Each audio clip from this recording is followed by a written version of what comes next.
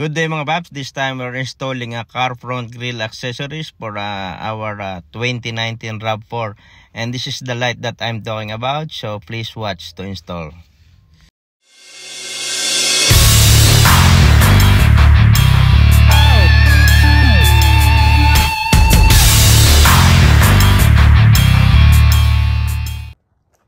Good day mga paps. So this time we're gonna install this car front grille accessories.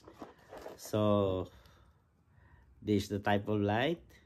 So we're gonna put it here, and here.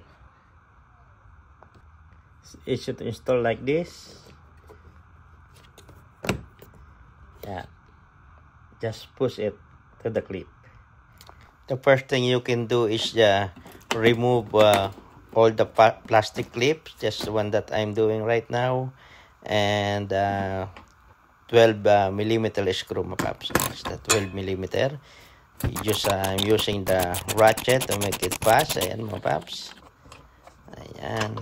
So just 5 clip and 1 screw. Okay mga paps, so after removing all the clips, so now I started to disconnect.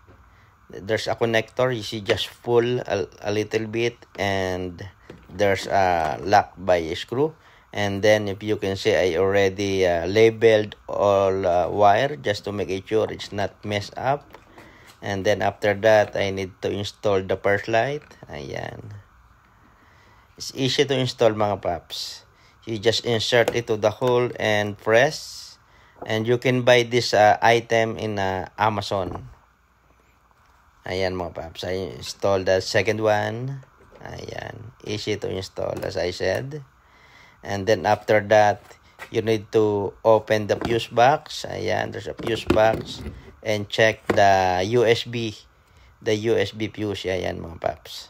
And connect the red wire.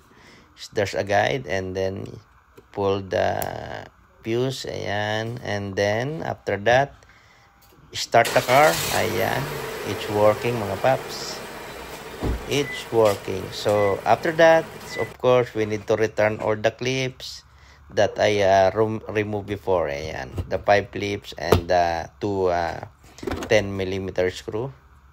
Ayan mga paps, it's easy to install as I said, very easy.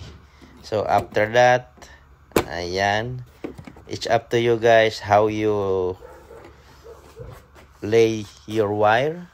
It's up to you. Ayan, it's already installed mga paps. Ayan, it's not very neat, but it's up to you how you lay your wire. So yan mga paps, ang ating 2019 RAV4 car accessories light. So thank you very much for watching mga paps.